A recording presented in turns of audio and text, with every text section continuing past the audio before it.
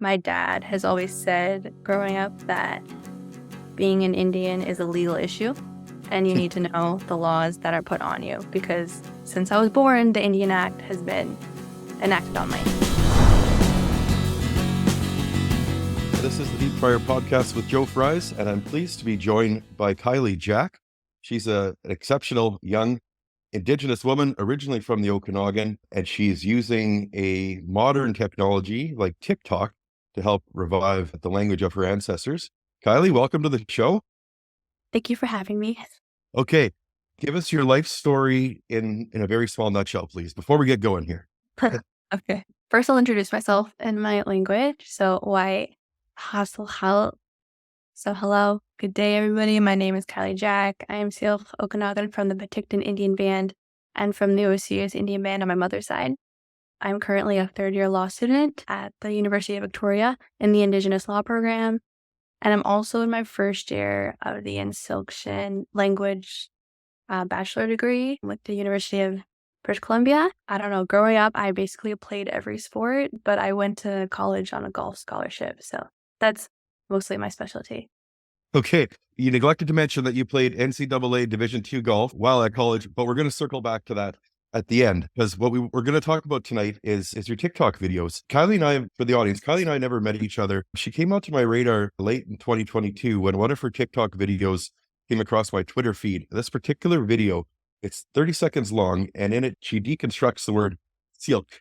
And I don't know if I'm pronouncing it right yet, but she deconstructs the word, explains what it means, and it's a word that everybody in the Okanagan should know how to pronounce. But it just blew me away that 30 seconds she could impart such knowledge on someone like me. So we're gonna watch that video now, just so we're all on the same page here, and you can kind of get an idea of what we're talking about. So here's the clip now. Hi, hello. Today's Okanagan word is Syilx, which loosely means Okanagan. So to break it down, Yil means actively those who spin or coil like rope. And S and X, the prefix and the suffix, means those who. So together, Syilx means those who actively spin and coil like rope, which is historically what we were known for. Syilx people also can identify themselves as Scaluf and Suknakenich. So, Syilx, by Linuis. So Kylie, first of all, in that video, I want to know about how you filmed it and where, but can you just expand on that, the part about people being known for coiling and making rope? Are you talking about actual rope here or something? Just elaborate on that, please. Yeah, I think the rope that we usually use was from the plant dog bane hemp, and that it's called speetthen. Okay. Yeah, in our language. But we made a lot of different tools with this plant. Like obviously, like nets were mostly our specialty, and we used that to trade with other nations as well. So that's what we're known for. It's amazing that you can impart that much, you can put that much into a word, into a short word that's only 5 letters now. So it's got almost 11,000 views. But what's the reaction you've heard from people to it, particularly, your community members and non-community members such as myself? The reaction actually has been pretty good. And this time I actually got to know the reaction from my elders because this one video was a part of a 4-part series kind of. And I did these videos because I was in last December in a class and we had to make a language promotion project. So since I already was making language on TikTok, I thought I would add to that, but I wanted to make these 4 videos more descriptive and actually put research into it to figure out what each morpheum is what they're called, like the root of those words and what they meant. So I thought this video was better than my other videos just because there was more meaning and description to how our words are and how the Syilx language view is, because that's how we view the world, not just with English translations. Yeah. So what did the elders say? What did the elders tell you? What they thought of it? Yeah, so we had the end of year presentation via Zoom, and I showed them all 4 of the TikToks, and they actually really enjoyed that, and I didn't receive any negative lashback or anything, but I was really pleased. They were pretty pleased, and they don't understand TikTok either, though. So, but can I share about the first time I shared a language? Of course. Yeah. Please. Okay. Yeah. So in June of 2021, I shared my first language TikTok, which was the word skuku, which means wild rose. And I was really surprised by the reaction because that video got, I'm not sure how many views, but like a lot of views and has like a lot, it got a lot of likes and comments. And I think after I posted in the morning, and then I checked in the evening, and I was with a friend, and then we opened my TikTok together, and then I had like so many new followers, and I was like, "Oh my goodness! Like what? Like from my video today?" Yeah. So it was really cool to like have that reaction, and I just shared the video because in my parents' backyard in West Bank, there's a lot of wild rose, so that's why I filmed it there, just because it was at home. And a lot of the comments I received were really positive. They were like happy I was sharing language and they wanted me to continue. And I was really pleased with that reaction. But there were some comments that caught me a little off guard that people first did not know there were Okanagan people in our valley.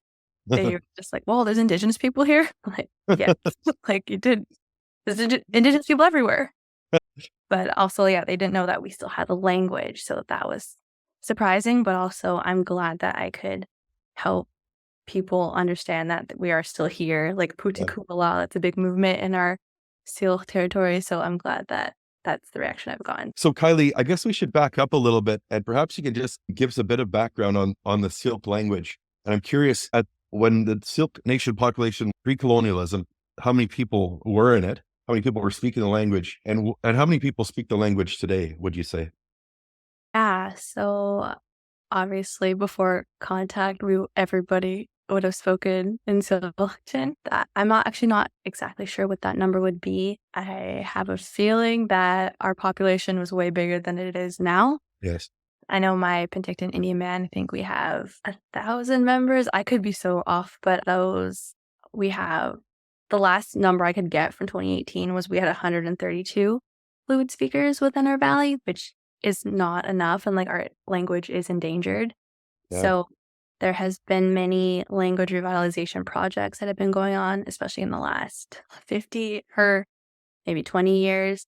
So, like the language program that Jenna Armstrong launched with the UBCO for fluency, it's a university accredited degree now. So, Yep. we have more incentive. And like there's lots of programming within our nation. There's lots of language houses that also have new speakers every year.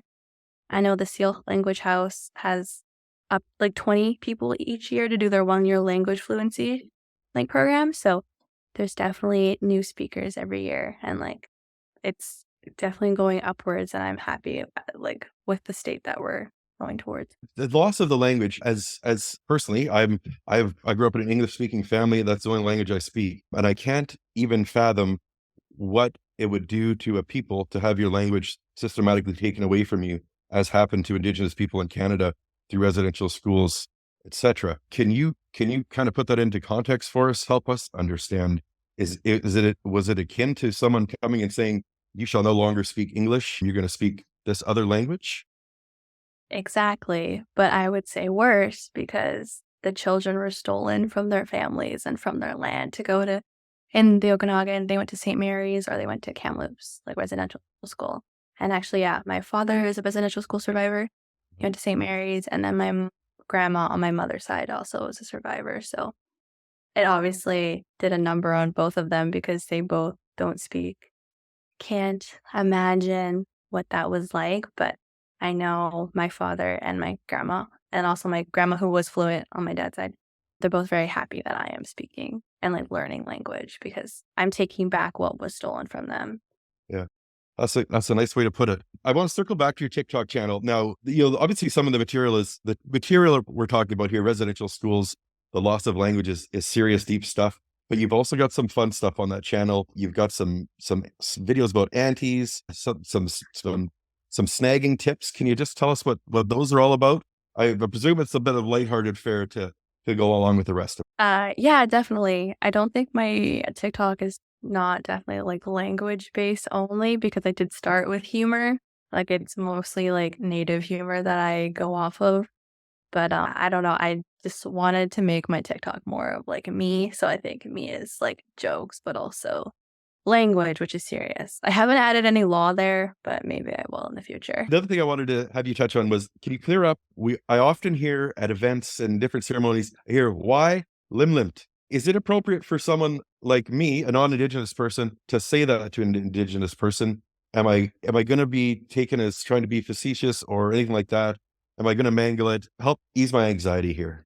Good question. I think that's an interesting question because there's also like a lot of Indigenous people in Canada, and we're all not living where we're from. So maybe if you accidentally say that to someone who's Coast Salish, they don't know what you're saying. Okay. So I think maybe if you just make sure they're Okanagan or just, you could say white, limliv. But yeah, I think just being careful. Yeah. Okay. Okay. Good life advice. Okay. We promised we'd circle back to your golfing career. So you played NCAA Division II golf for the Simon Fraser University women's golf team. I did You competed at a national tournament or two during that? 2 regional tournaments and a national tournament. Okay. And that was the NCAA Division II National Women's Golf Tournament. Yeah, I qualified with a teammate of mine in my final year. Okay. So that'd be the pinnacle of your golf career, would we say? Yes, I would say. Yeah. Yeah. How do you square that side of you with this other side of you that's interested in these intellectual subjects like language and law, and yet golf is all about turning off your brain, I think, and just doing. How do you reconcile those two parts of you? I think both of these different parts of myself balance each other really nicely because I can think with language and law, but also not think at golf. But I definitely grew up with parents that were really athletic. So sports were part of my whole life. And I would golf with my parents and my family. So that was like how we also connected together, like spending time outside and like on the land, which was really special. And yeah, I think for language and law, like my dad has always said growing up that being an Indian is a legal issue and you need to know the laws that are put on you because since I was born, the Indian Act has been enacted on in my family. So he planted the seed very early for me to go to law school. And then while I've been in law school, I've been reading other Indigenous academics as well, especially with my program. And a lot of them say language is law and law is language because when you speak your Indigenous language, you have like an understanding of your worldview and like of how your ancestors saw the world. So then you understand your laws under that, like through that lens. Whereas English and like things are translated, you don't understand it quite like that. So you can't really understand an Indigenous legal order unless you speak the language. So that's why I'm learning my language because I want to understand what it really means to be Syilx. And like I feel like as a young person, I have an obligation to like learn my language because again, it was taken away from my parents and I want to give that to my children, like that gift of like, this is our language and this is who we are and like being proud of that. And like knowing who you are, you also like have obligations. Indigenous people, we don't think we own the land. We like just caretake for it because like we give back what we have because like we were given life. So we need to give back everything. Like reciprocity is like a huge element of that. But I think describes both of my whole life. Kylie, again, what's the TikTok channel for people who wanna subscribe or follow you? Kylie_Jack. Okay. Right behind me. Okay. Any final thoughts or calls to action for people if they want to help support the continued revival of the Syilx language? I think the best way to do that is to learn the language and acknowledge and learn how to say words and or give funds to like people who need it within the community or to like language revitalization efforts. I think also doing your own research is really important and these things because I'm not going to tell you everything you need to do. I think people also need to find out what they need to do and what their role is in helping create a change. So, yeah. Well, you're creating a change with what you're doing, and I applaud you for doing it. I wish there was more young people like you in the world because we need them. Thank you. Yeah. Thank you for being on. Appreciate it. Yeah, thank you for having me. It's really nice.